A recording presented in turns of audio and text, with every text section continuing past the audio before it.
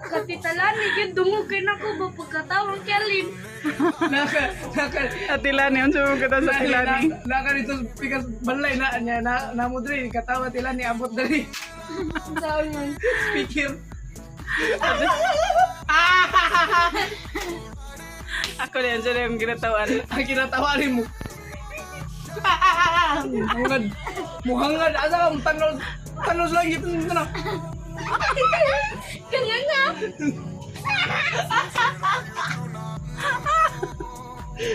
Ate ada pun. Okay mo nang katawa ni mo te. Kulang update. Sa tiyanan. Ate Anan, ang katawa ni Ate Anan. Silent po daw. Pagunit pero pwede na din katawa sud. Gailak-hilak na. Muwa ba? Muwang naw. Grabe, magutom-gutaw sa anan, good. Pero mamatata. Kami mangani itong dagkatawa. Mamatata. Kana mo. Si Mama Tata, unsa to ka Mama Tata? Kana ka Mama Tata? Mamatata. Ana, tawa na. Pero ang laway, layo nagignab. Oh, unsay tsura, katong ganina yung mga. Istik ta na laway. Grabe. Shower. Shower of blessing. Kinsa ba? Kinsa ba? Si Joy, si Tadoy. Tita Joy. Ato yung katawa kay pambata po. Pero sabak kita ng dugay, kay mahuman.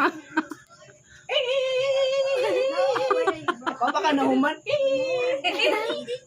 Joke kami ito na isi na mama. Reunion. Bili lang ko Maula ko. Unsa to mga palis bo?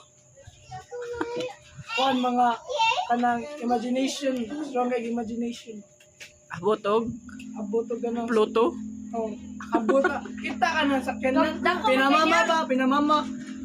Akong dream nga sakyanan no katong sakay ta jump truck. Na kanang may kwarto sa sulod.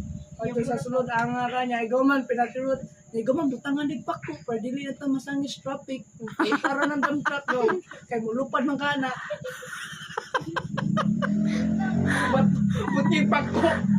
Mulupad gid na gyud. Nahilig katawa dayon. Pinano din. Pag-apply lang mo mamatata kay mag-tinira.